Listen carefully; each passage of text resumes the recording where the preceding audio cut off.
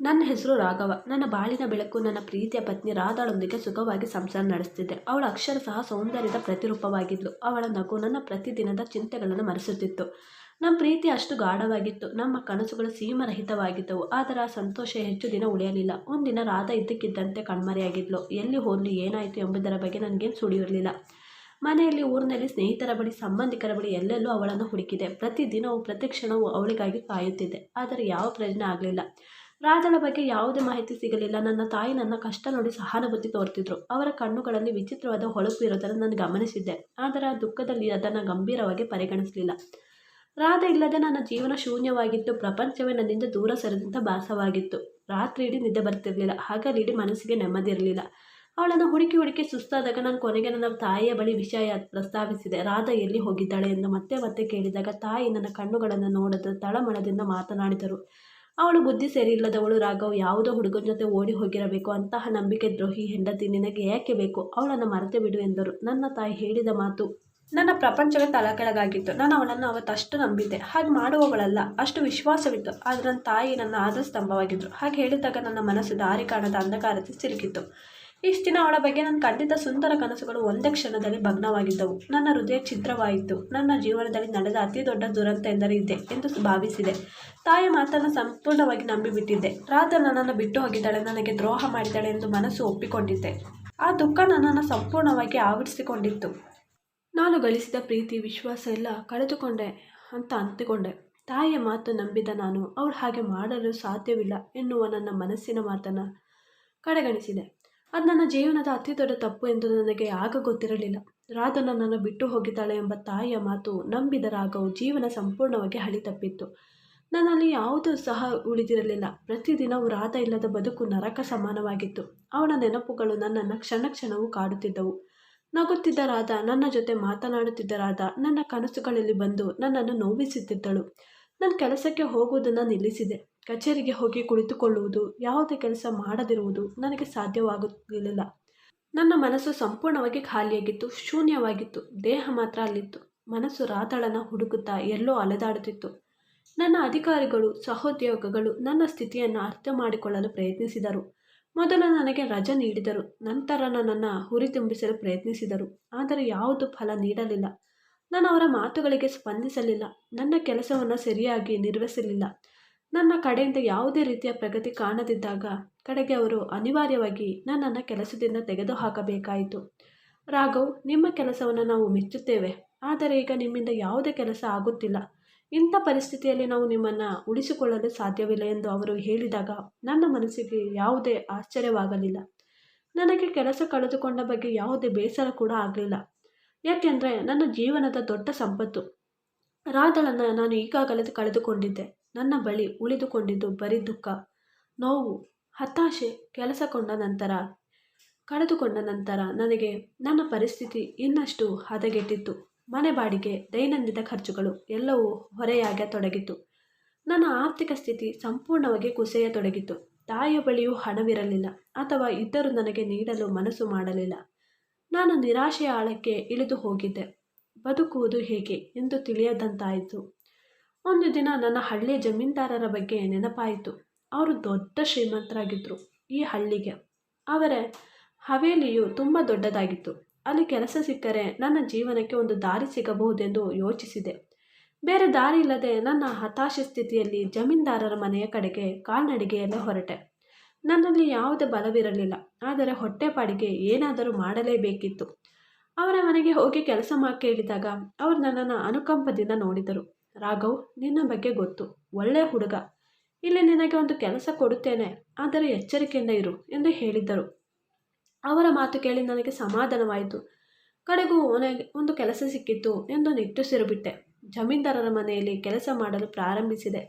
ಅದು ನನ್ನ ಪಾಲಿಗೆ ಹೊಸ ಅಧ್ಯಾಯದ ಆರಂಭವಾಗಿತ್ತು. ಆದರೆ ಅದೆಷ್ಟು ನೋವಿನ ಅಧ್ಯಾಯ ಎಂದು ಆಗ ನನಗೆ ಗೊತ್ತಿರಲಿಲ್ಲ.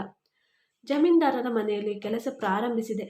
ರಾಘವನ ದಿನಗಳು ನಿಧಾನವಾಗಿ ಕಳೆಯತೊಡಗಿತು. ಹವೇಲಿ ತುಂಬ ದೊಡ್ಡದಾಗಿತ್ತು. ಅದರಲ್ಲಿ 10 ಕೆಲಸಗಾರರಿದ್ದರು. ನನ್ನ ಕೆಲಸ ಅಲ್ಲಿನ ತೋಟವನ್ನು ನೋಡಿಕೊಳ್ಳುವುದಾಗಿತ್ತು. ಮನೆ ಸುತ್ತಲಿನ ಸ್ವಚ್ಛತೆಯನ್ನು ಕಾಪಾಡಿಕೊಳ್ಳೋದಾಗಿತ್ತು. ನಾನು ನನ್ನ ಪಾಡಿಗೆ ಕೆಲಸ ಮಾಡಿಕೊಂಡಿದ್ದೆ. ಆದರೂ ಮನಸ್ಸಿನ ಮೂಲೆಯಲ್ಲಿ ರಾಧಳ ನೆನಪುಗಳು ನನ್ನನ್ನು ಕಾಡುತ್ತಲೇ ಇದ್ದವು. ಪ್ರತಿ ರಾತ್ರಿಯೂ ಅವಳ ಮುಖ ನನ್ನ ಕಣ್ಣ ಮುಂದೆ ಬಂದು ನಿಲ್ಲುತ್ತಿತ್ತು. ಜಮೀನ್ದಾರರು ಮತ್ತು ಅವರ ಕುಟುಂಬದವರು ತುಂಬ ಕಟ್ಟುನಿಟ್ಟಾಗಿದ್ದರು. ಎಲ್ಲದಕ್ಕೂ ನಿಯಮಗಳಿದ್ದವು. ಕೆಲಸಗಾರರು ಎಲ್ಲಿಗೆ ಹೋಗಬೇಕು, ಏನು ಮಾಡಬೇಕು, ಯಾರ ಜೊತೆ ಮಾತನಾಡಬೇಕು ಎಲ್ಲದಕ್ಕೂ ಮಿತಿ ಇತ್ತು. ಮುಖ್ಯವಾಗಿ ಹವೇಲಿಯ ಕೆಲವು ಭಾಗಗಳಿಗೆ ಪ್ರವೇಶ ನಿಷಿದ್ಧವಾಗಿತ್ತು. ಅಲ್ಲಿ ಯಾರು ಕೂಡ ಹೋಗುವಂತಿರಲಿಲ್ಲ. ಮುಖ್ಯವಾಗಿ ಮನೆಯ ಹಿಂಭಾಗದಲ್ಲಿ ಒಂದು ಹಳೆಯ ಸ್ಟೋರ್ ಕೂಡ ಇತ್ತು. ಆ ಕೊಠಡಿ ಯಾವಾಗಲೂ ಬೀಗ ಹಾಕಿರ್ತಿತ್ತು ಮತ್ತು ಅದರ ಸುತ್ತಲೂ ಸದಾ ಮೌನ ಆವರಿಸುತ್ತಿತ್ತು. ಆದರೆ ವಿಚಿತ್ರವೆಂದರೆ ಕೆಲವೊಮ್ಮೆ ಆ ಕೊಠಡಿಯಿಂದ ಮನುಷ್ಯನ ಅಸ್ಪಷ್ಟ ಕೂಗುಗಳು ಕೇಳಿಸಿಕೊಳ್ತಿದ್ದವು. ಅದು ಹೆಣ್ಣು ಮಗಳ ಕೂಗು ಎನ್ನುವಂತೆ ನನಗೆ ಭಾಸವಾಗುತ್ತಿತ್ತು. ಆ ಕೂಗು ಕೇಳಿದಾಗಲೆಲ್ಲ ನನ್ನ ಮೈಯಲ್ಲಿ ನಡುಕ ಹುಟ್ಟುತ್ತಿತ್ತು. ಅಲ್ಲಿ ಏನಾಗುತ್ತಿದೆ ಎಂದು ತಿಳಿಯುವ ಕುತೂಹಲ ನನ್ನಲ್ಲಿ ಇನ್ನೂ ಕೂಡ ಹೆಚ್ಚಾಗತೊಡಗಿತು. ಆದರೆ ಅಲ್ಲಿಗೆ ಹೋಗಲು ನನಗೆ ಅನುಮತಿ ಇರಲಿಲ್ಲ. ಆ ಸ್ಟೋರ್ ರೂಮ್ ಬಳಿ ಹೋಗಲು ಪ್ರಯತ್ನಿಸಿದಾಗಲೆಲ್ಲ ಹಿರಿಯ ಕೆಲಸಗಾರರು ನನ್ನನ್ನು ತಡೆದು, ರಾಘವ್, ಆ ಕಡೆ ಹೋಗಬೇಡ, ಅದು ಸಾಹೇಬರ ಖಾಸಗಿ ಸ್ಥಳ, ಅಲ್ಲಿಗೆ ಹೋದರೆ ನಿನ್ನ ಕೆಲಸ ಕಳೆದುಕೊಳ್ಳುವೆ ಎಂದು ಎಚ್ಚರಿಸುತ್ತಿದ್ದರು. ಅವರ ಮಾತುಗಳನ್ನು ಕೇಳಿ ನನಗೆ ಇನ್ನಷ್ಟು ಅನುಮಾನ ಹೆಚ್ಚಾಗತೊಡಗಿತು. ಆ ಸ್ಟೋರ್ ರೂಮ್ನಲ್ಲಿ ಏನಿದೆ, ಏಕೆ ಅಲ್ಲಿಂದ ಇಂತಹ ಶಬ್ದಗಳು ಕೇಳಿಸುತ್ತಿವೆ ಎಂದು ಯೋಚಿಸುತ್ತಿದ್ದೆ. ಅದು ಹೆಣ್ಣು ಮಗಳ ಧ್ವನಿಯಂತೆ ಕೇಳಿಸುತ್ತಿದ್ದವು. ನನ್ನ ಮನಸ್ಸನ್ನು ಇನ್ನಷ್ಟು ಕಾಡುತ್ತಿದ್ದವು. ಆ ಧ್ವನಿ ಕೇಳಿದಾಗಲೆಲ್ಲ ರಾಧಳ ಮುಖ ನನ್ನ ಕಣ್ಣ ಮುಂದೆ ಬರುತ್ತಿತ್ತು. ಅವಳು ಹೀಗೆ ಎಲ್ಲಾದರೂ ಬಂದಿಯಾಗಿದ್ದಾಳೆಯೇ ಎಂದು ಮನಸ್ಸಿನಲ್ಲಿ ಆತಂಕ ಶುರುವಾಗಿತ್ತು. ಒಂದಿನ ಜಮೀನ್ದಾರರು ಮತ್ತು ಅವರ ಕುಟುಂಬದವರು ದೂರದ ಪ್ರಯಾಣಕ್ಕೆ ಹೋಗಿದ್ದರು. ಹವೇಲಿಯಲ್ಲಿ ಕೆಲವು ಕೆಲಸಗಾರರು ಮಾತ್ರ ಇದ್ದರು. ಇದು ನನಗೆ ಆ ಸ್ಟೋರ್ ರೂಮ್ ಬಗ್ಗೆ ತಿಳಿದುಕೊಳ್ಳಲು ಸುವರ್ಣಾವಕಾಶ ಎಂದು ಅನಿಸಿತು. ನನ್ನ ಮನಸ್ಸಿನಲ್ಲಿ ಅದೆಷ್ಟೋ ಪ್ರಶ್ನೆಗಳು, ಅದೆಷ್ಟೋ ಅನುಮಾನಗಳು. ಆ ಕೂಗು ಎಲ್ಲಿಂದ ಬರುತ್ತದೆ ಎಂದು, ಯಾರು ಅಲ್ಲಿ ಬಂದಿಯಾಗಿದ್ದಾರೆ, ಈ ಪ್ರಶ್ನೆಗಳಿಗೆ ಉತ್ತರ ಕಂಡುಕೊಳ್ಳಲೇಬೇಕೆಂದು ನಿರ್ಧರಿಸಿಕೊಂಡಿದ್ದೆ. ನನ್ನ ಪ್ರಾಣಕ್ಕೆ ಅಪಾಯವಾದರೂ ಸರಿ, ಆ ರಹಸ್ಯವನ್ನು ಭೇದಿಸಲೇಬೇಕು ಎಂಬ ಧೈರ್ಯ ನನ್ನಲ್ಲಿ ಮೂಡಿತು. ಅದೇ ರಾತ್ರಿ ಎಲ್ಲರೂ ನಿದ್ರಿಸುತ್ತಿದ್ದಾಗ ಆ ನಿಷೇಧಿತ ಸ್ಟೋರ್ ರೂಮ್ ಕಡೆಗೆ ಸದ್ದಿಲ್ಲದೆ ಹೆಜ್ಜೆ ಹಾಕಿದೆ. ನನ್ನ ಹೃದಯ ವೇಗವಾಗಿ ಬಡಿದುಕೊಳ್ಳುತ್ತಿತ್ತು. ರಾಘವ್ ಆ ಸ್ಟೋರ್ ರೂಮ್ ಬಳಿ ತಲುಪಿದಾಗ ಅಲ್ಲಿನ ಮೌನ ನನ್ನನ್ನು ಇನ್ನಷ್ಟು ಭಯಭೀತಗೊಳಿಸಿತು. ಕೇವಲ ಗಾಳಿಯ ಶಬ್ದ, ನನ್ನ ಹೃದಯದ ಬಡಿತ ಮಾತ್ರ ಕೇಳಿಸುತ್ತಿತ್ತು. ಬಾಗಿಲು ಹೊರಗಿನಿಂದ ಚಿಲಕ ಹಾಕಿದ್ದರೂ ಒಳಗೆ ಬೀಗ ಹಾಕಿರಲಿಲ್ಲ. ಬಹುಶಃ ಸಾಹೇಬರು ದೂರ ಹೋಗಿದ್ದರಿಂದ ಕೆಲಸಗಾರರು ನಿರ್ಲಕ್ಷ್ಯ ಮಾಡಿರಬೇಕು ಎಂದುಕೊಂಡೆ. ನಾನು ನಿಧಾನವಾಗಿ ಬಾಗಿಲು ತೆರೆದೆ. ಒಳಗೆ ಸಂಪೂರ್ಣ ಕತ್ತಲಿತ್ತು. ಒಂದು ಮಿನುಕುವ ದೀಪದ ಬೆಳಕಿನಲ್ಲಿ ನಾನು ಒಳಗೆ ಕಾಲಿಟ್ಟೆ. ಅಲ್ಲಿ ಒಂದು ಸಣ್ಣ ಕಿಟಕಿ ಇತ್ತು. ಅದರ ಮೂಲಕ ಮಂದವಾದ ಬೆಳಕು ಒಳಗೆ ಬರುತ್ತಿತ್ತು. ಕೋಣೆಯೊಳಗೆ ಬಿದ್ದ ಒಂದು ಹಳೆಯ ಮರದ ಕುರ್ಚಿಯ ಮೇಲೆ ಒಬ್ಬ ಮಹಿಳೆ ಕೈಕಾಲುಗಳನ್ನು ಕಟ್ಟಿ ಹಾಕಲ್ಪಟ್ಟಿದ್ದರು. ಅವರ ಬಾಯಿ ಬಟ್ಟೆಯಿಂದ ಮುಚ್ಚಲ್ಪಟ್ಟಿತ್ತು. ಅವರ ಬಟ್ಟೆಗಳು ಹರಿದು ಹೋಗಿದ್ದವು. ದೇಹದ ಮೇಲೆ ಅಲ್ಲಲ್ಲಿ ಗಾಯ ಕೂಡ ಆಗಿದ್ದವು. ಅವರ ಮುಖದಲ್ಲಿ ಭಯ ಮತ್ತು ನೋವು ಸ್ಪಷ್ಟವಾಗಿ ಗೋಚರಿಸುತ್ತಿತ್ತು. ನಾನು ಆ ಮಹಿಳೆಯ ಬಳಿಗೆ ಹೋದಾಗ ನನ್ನ ಕಣ್ಣುಗಳನ್ನು ನಂಬಲು ಸಾಧ್ಯವಾಗಲಿಲ್ಲ. ನನ್ನ ಪ್ರಪಂಚ ಮತ್ತೊಮ್ಮೆ ತಲೆಕೆಳಗಾಗಿತ್ತು. ಕತ್ತಲಲ್ಲಿ ಆ ಮುಖ ಸ್ಪಷ್ಟವಾಗಿ ಕಾಣಿಸುತ್ತಿರಲಿಲ್ಲ. ಆದರೆ ಅವರ ಆಕಾರ, ದೇಹದ ಭಂಗಿ ನನಗೆ ಪರಿಚಿತವಾಗಿತ್ತು. ನಾನು ನನ್ನ ದೀಪವನ್ನು ಹತ್ತಿರ ತಂದೆ. ನನ್ನ ಕಣ್ಣುಗಳಲ್ಲಿ ನೀರು ಜಿನುಗಿತು. ದೇಹ ನಡಗತೊಡಗಿತು. ಇದು ರಾಧಾ, ನನ್ನ ಪ್ರೀತಿಯ ಪತ್ನಿ ರಾಧಾ.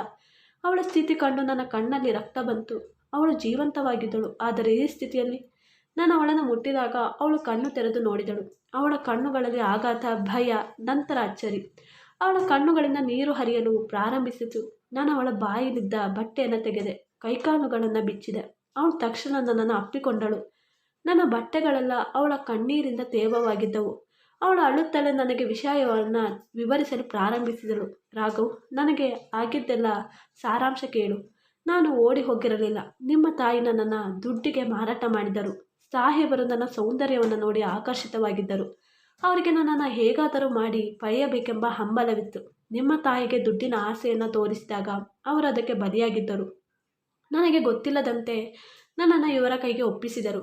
ನಾನು ವಿರೋಧಿಸಿದರೂ ಯಾರೂ ನನ್ನ ಮಾತಿಗೆ ಬೆಲೆ ಕೊಡಲಿಲ್ಲ. ಇಲ್ಲಿಗೆ ಬಂದ ನಂತರ ನನ್ನನ್ನು ಈ ಕೋಣೆಯಲ್ಲಿ ಬಂಧಿಸಿಟ್ಟಿದ್ದಾರೆ. ಅವರು ನನ್ನನ್ನು ಇಟ್ಟುಕೊಳ್ಳಲು ಬಯಸುತ್ತಾರೆ. ಅವರ ಈ ಆಸೆ ಈಡೇರಲು ನಾನು ಸಿದ್ಧಳಿಲ್ಲ. ಅದಕ್ಕೆ ಪ್ರತಿದಿನವೂ ಅವರು ನನ್ನನ್ನು ಹಿಂಸಿಸುತ್ತಿದ್ದರು. ನಾನು ವಿರೋಧಿಸಿದೆ. ನನ್ನನ್ನು ಥಳಿಸುತ್ತಾರೆ. ರಾಘವ್, ನೀನು ನನ್ನನ್ನು ನಂಬಿದೆ ಎಂದು ನನಗೆ ಗೊತ್ತಿತ್ತು. ಆದರೆ ನೀನು ನನಗಾಗಿ ಎಷ್ಟು ಹುಡುಕಿದೆ ಎಂದು ನನಗೆ ಗೊತ್ತಿರಲಿಲ್ಲ. ನಿನ್ನನ್ನು ನಾನು ಸಂಪೂರ್ಣವಾಗಿ ನಂಬಿದ್ದೇನೆ ಎಂದು ಹೇಳಿದಳು. ಅವಳ ಮಾತು ಕೇಳಿ ನನ್ನ ತಾಯಿಯ ಮೇಲೆ ತೀವ್ರವಾದ ಕೋಪ, ಜುಗುಪ್ಸೆ ಉಂಟಾಯಿತು. ನನ್ನ ಅಮ್ಮ ದುಡ್ಡಿನ ಆಸೆಗೆ ಬಲಿಯಾಗಿ ನನ್ನ ಪ್ರೀತಿಯನ್ನು ನಾಶ ಮಾಡಿದರು. ಈ ಆಘಾತಕರ ಸತ್ಯ ನನ್ನನ್ನು ಸಂಪೂರ್ಣವಾಗಿ ಕಂಗೆಡಿಸಿತು. ನಾನು ನನ್ನ ತಾಯಿಯ ಮಾತನ್ನು ನಂಬಿ ನನ್ನ ಪ್ರೀತಿಯ ಪತ್ನಿ ರಾಧಾಳನ್ನು ಇಷ್ಟು ದಿನ ದೂರ ಮಾಡಿಕೊಂಡಿದ್ದೆ. ಇದು ನನ್ನ ಅತಿ ದೊಡ್ಡ ತಪ್ಪು ಎಂದು ಅನಿಸಿತು. ರಾಘವ್ ರಾಧಳ ಮಾತನ್ನು ಕೇಳಿ ಆಘಾತದಿಂದ ದಿಗಿಲುಗೊಂಡ.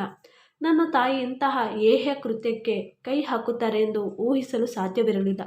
ದುಡ್ಡಿನ ಆಸೆ ಯಾವ ಮಟ್ಟಕ್ಕೆ ಮನುಷ್ಯನನ್ನು ತಳ್ಳುತ್ತದೆ ಎಂಬುದಕ್ಕೆ ನನ್ನ ತಾಯಿಯ ಉದಾಹರಣೆ ಎಂದು ನನಗೆ ಅರಿವಾಗಿತ್ತು. ರಾಧಳನ್ನು ಬಿಡುಗಡೆ ಮಾಡಿದ ನಂತರ ಅವಳನ್ನು ಹವೇಲಿಯಿಂದ ಸುರಕ್ಷಿತವಾಗಿ ಹೊರಗೆ ತರುವುದು ನನ್ನ ಮೊದಲ ಆದ್ಯತೆವಾಗಿತ್ತು. ಆದರೆ ಅದು ಅಷ್ಟು ಸುಲಭವಾಗಿರಲಿಲ್ಲ. ಹವೇಲಿಯ ಸುತ್ತಲೂ ಕಟ್ಟೆ ಹಾವೇಲಿತ್ತು. ಯಾರಾದರೂ ನಮ್ಮನ್ನು ನೋಡಿದರೆ ನನ್ನ ಮತ್ತು ರಾಧಳ ಜೀವಕ್ಕೆ ಅಪಾಯವಾಗಿತ್ತು. ಜಮೀನ್ದಾರರು ಹಿಂತಿರುಗಿದ ನಂತರ ನಮ್ಮಿಬ್ಬರು ಕೊಲ್ಲಲು ಹೇಸುವುದಿಲ್ಲ ಎಂದು ನನಗೆ ಗೊತ್ತು.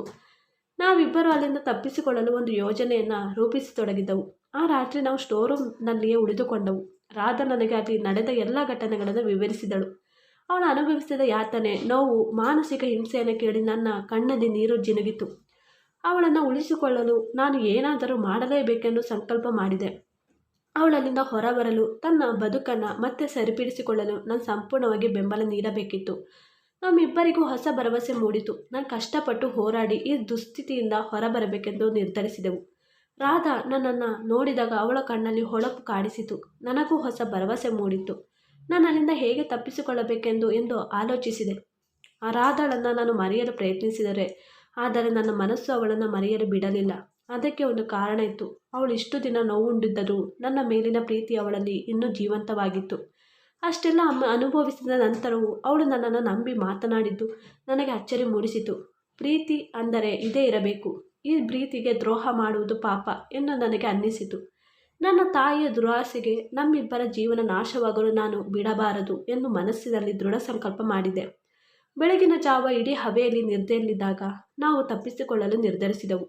ರಾಧಳ ಕೈ ಹಿಡಿದು ನಾನು ಸ್ಟೋರ್ ರೂಮ್ನಿಂದ ಹೊರಬಂದೆ. ನಮ್ಮಿಬ್ಬರ ಜೀವನದ ಅತಿದೊಡ್ಡ ಪರೀಕ್ಷೆಯಾಗಿತ್ತು ಅದು. ಜಮೀನ್ದಾರರು ಅವರ ಜನರಿಗೆ ಸಿಕ್ಕಿ ಬೀಳದೆ ಅಲ್ಲಿಂದ ಹೊರಬರುವುದು ಕಷ್ಟವಾಗಿತ್ತು. ಆದರೆ ನಾವು ಧೈರ್ಯದಿಂದ ಮುಂದುವರೆದೆವು. ನಾವು ಸಾವನ್ನು ಎದುರಿಸಲು ಸಿದ್ಧರಾಗಿದ್ದೆವು. ಆದರೆ ಬೇರೆಯವರ ಕೈಯಲ್ಲಿ ಸಿಲುಕಿ ಜೀವಿಸುವುದಕ್ಕಿಂತ ಸ್ವತಂತ್ರವಾಗಿ ಸಾಯುವುದು ಉತ್ತಮ ಎಂದು ಭಾವಿಸಿದೆವು. ನಾವು ಪ್ರತಿ ಹೆಜ್ಜೆಯನ್ನು ಎಚ್ಚರಿಕೆಯಿಂದ ಇಟ್ಟೆವು. ನಮ್ಮ ಹೃದಯ ವೇಗವಾಗಿ ಬಡಿದುಕೊಳ್ಳುತ್ತಿತ್ತು.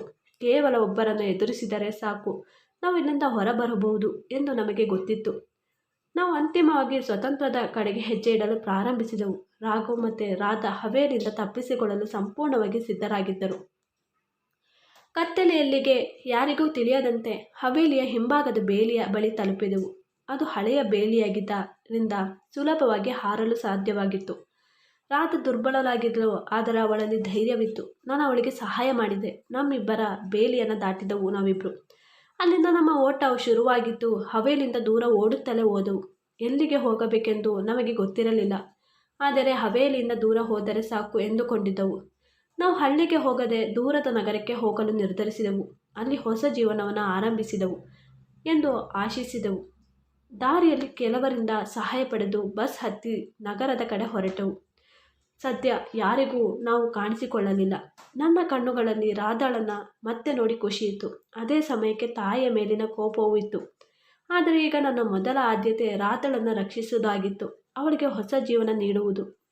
ನಗರಕ್ಕೆ ತಲುಪಿದ ನಂತರ ನಾವಿಬ್ಬರೂ ಹೊಸ ಮನೆಯನ್ನು ಹುಡುಕಿದೆವು. ಒಂದು ಸಣ್ಣ ಕೊಠರಿಯಲ್ಲಿ ವಾಸಿಸಲು ಪ್ರಾರಂಭಿಸಿದೆವು. ನಾನು ಹೊಸ ಕೆಲಸವನ್ನು ಹುಡುಕಿದೆ. ನನ್ನ ಸಾಮರ್ಥ್ಯಕ್ಕೆ ತಕ್ಕಂತೆ ಮೊದಲಿಗಿಂತ ಉತ್ತಮವಾದ ಕೆಲಸ ಸಿಕ್ಕಿತು. ರಾಧಾ ತನ್ನ ಆಘಾತದಿಂದ ಹೊರಬರಲು ಸಮಯ ತೆಗೆದುಕೊಂಡಿದ್ದಳು. ಆದರೆ ಅವಳು ನಿಧಾನವಾಗಿ ಚೇತರಿಸಿಕೊಳ್ಳುತ್ತಿದ್ದಳು. ಅವಳ ನಗು ಮರಳಿತು. ನಾವಿಬ್ಬರು ನಮ್ಮ ಭೂತಕಾಲವನ್ನು ಮರೆತು ಹೊಸ ಜೀವನವನ್ನು ಪ್ರಾರಂಭಿಸಲು ನಿರ್ಧರಿಸಿದೆವು. ನನ್ನ ತಾಯಿಯ ಬಗ್ಗೆ ಏನು ಯೋಚಿಸಲಿಲ್ಲ. ಅವರನ್ನು ಕ್ಷಮಿಸುವುದು ಅಷ್ಟು ಸುಲಭವಲ್ಲ ಎಂದು ನನಗೆ ಗೊತ್ತಿತ್ತು. ಆದರೆ ರಾಧಳ ಪ್ರೀತಿ ನನ್ನನ್ನು ಮುಂದೆ ಸಾಗಲು ಪ್ರೇರೇಪಿಸಿತು. ನಮ್ಮಿಬ್ಬರ ನಡುವಿನ ಪ್ರೀತಿ ಇನ್ನಷ್ಟು ಗಟ್ಟಿಯಾಯಿತು. ನಾವು ಪರಸ್ಪರ ಬೆಂಬಲವಾಗಿ ನಿಂತೆವು. ರಾಧಾ ನಾನು ಮತ್ತೆ ಜೀವನವನ್ನು ಪುನರ್ನಿರ್ಮಿಸಲು ಪ್ರತಿಜ್ಞೆ ಮಾಡಿದೆವು.